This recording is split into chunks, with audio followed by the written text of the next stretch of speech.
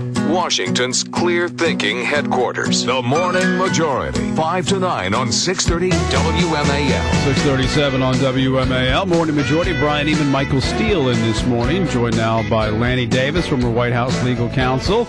Morning, Lanny.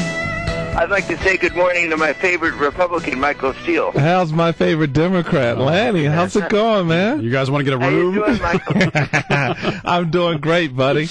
Doing great. Look, I love the way you're hanging out there fighting. You give all those liberal Democrats a hard time on television. No, I'm just out there planting flags. That's all I do. Purple flags, Lanny. Purple flags. I read your piece this morning, and it's headlined "Time for Obama and Boehner to do a Reagan O'Neill," and it's about Social Security. You know what's kind of funny to me is that Social Security seems to be the easiest fix, but yet Paul Ryan didn't put it in his budget, and the president doesn't talk about it either all that much. Why do you think that is the case?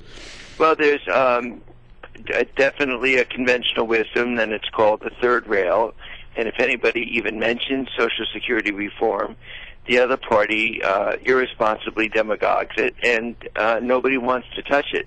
And really what Ronald Reagan proved, people forget he agreed to a significant increase in taxes. I know that's very unusual to put next to the name Ronald Reagan, in return for cutbacks in benefits. And he and O'Neill went to their basis and said, look, we've got to fix this.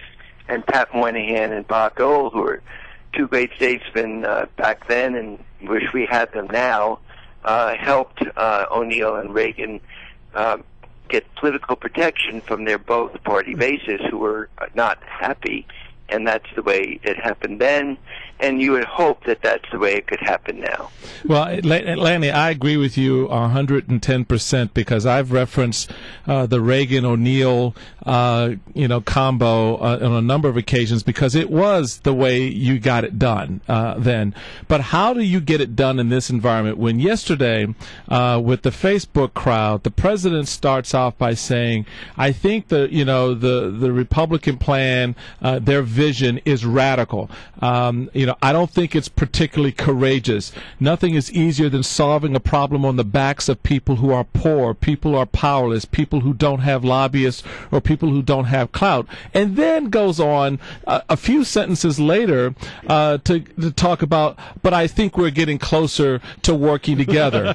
I mean, really? I mean, this is the environment in which you're asking the Republicans to come to the table. I mean, it's akin to another smack in the face, of Cantor and so forth. It's no different than sitting in the audience as they were last week. How do you get to that Reagan-O'Neill moment when right now Obama and Boehner are polar opposites? The president who I support and who I will vote for sometimes sounds like a Democrat talking to his base.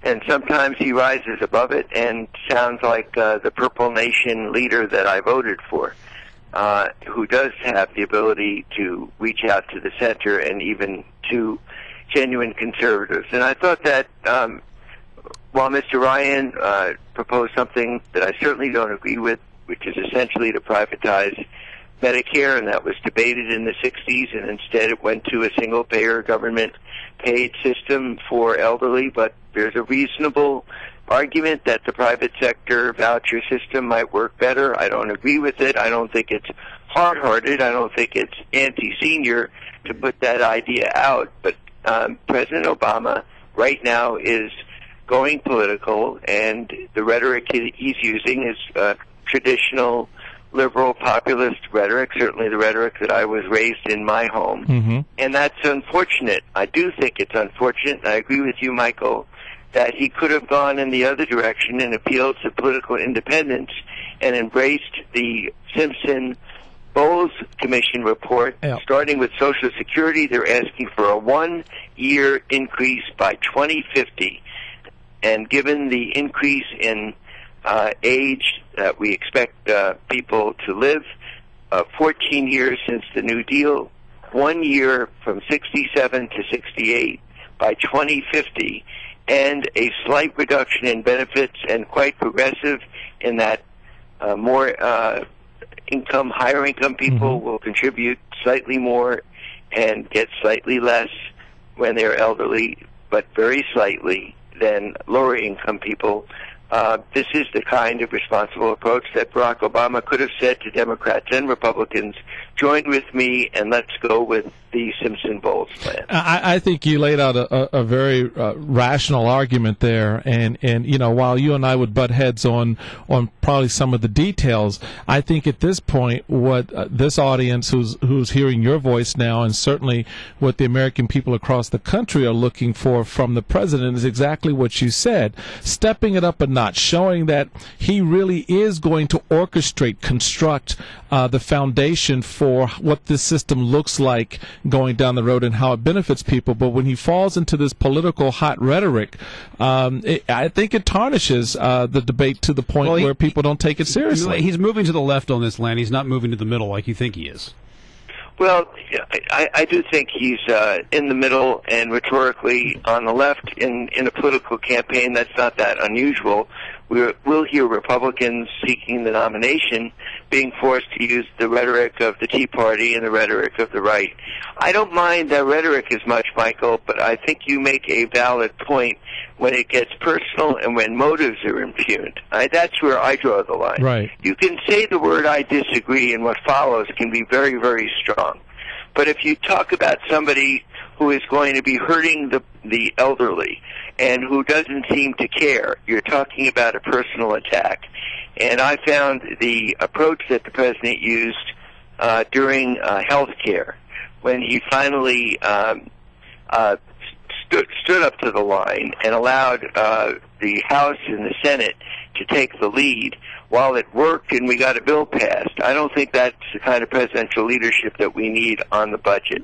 I think rather than him waiting for the House and the Senate to go through what they're going through, I think now's the time for him to take the leadership and the gang of six, which are 3 Republicans, 3 Democrats, Republicans, conservative Democrats, liberals, Mark Warner, and Senator Chambliss, a fairly moderate Democrat and a conservative Republican, are taking the lead in piecing together the Simpson-Bowles structure for doing something about this massive debt. All right, Lanny. I'd love to see the president get in front of that rather than waiting on the sidelines for them to come up with something. Good to talk to you, Lanny. We'll do it again next week.